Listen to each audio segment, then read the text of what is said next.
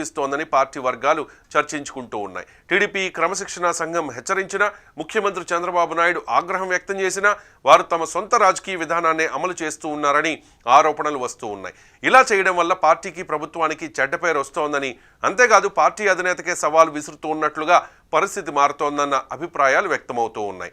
ఈ మొత్తం వ్యవహారంలో తిరువూరు టీడీపీ మార్ఫింగ్ ఫోటోల వివాదం కేంద్రంగా మారింది. తిరువూరు టీడీపీ నేతలు బుడ్డయ్య, చెరుకూరి రాజేశ్వరరావు వర్సెస్ ఎమ్మెల్యే కొలికిపూడి శ్రీనివాసరావు అన్నట్లుగా వివాదం ముదిరిపోయింది. కొలికిపూడి ఒక మహిళతో ఉన్నట్లు చూపించే మార్ఫింగ్ ఫోటోలను కొందరు సొంత పార్టీ నేతలే వాట్సాప్ గ్రూపుల్లో షేర్ చేసి రచ్చ చేశారనే ఆరోపణలున్నాయి. ఏఐ సాయంతో ఫోటోలు మార్ఫింగ్ చేసి సోషల్ మీడియాలో పోస్టులు పెట్టారని కొలికపూడి వర్గం అంటోంది.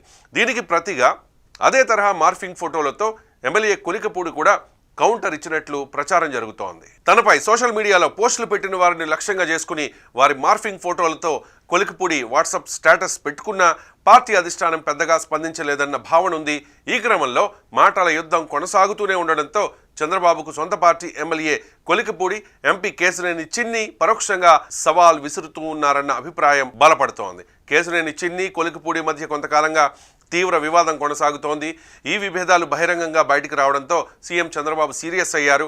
ఈ వ్యవహారంపై ఇద్దరిని మీడియాతో మాట్లాడొద్దని హెచ్చరించారు. ముఖ్యంగా కొలికపూడిని 2-3 సార్లు పిలిపించుకుని తన తీరు మార్చుకోవాలని హెచ్చరించినట్లుగా సమాచారం. పార్టీ నచ్చకపోతే ఎలాంటి అభ్యంతరం లేకుండా బయటకు వెళ్లొచ్చని కూడా అప్పట్లో కొలికపూడిని ఉద్దేశించి చంద్రబాబు చెప్పినట్లుగా ప్రచారం సాగింది.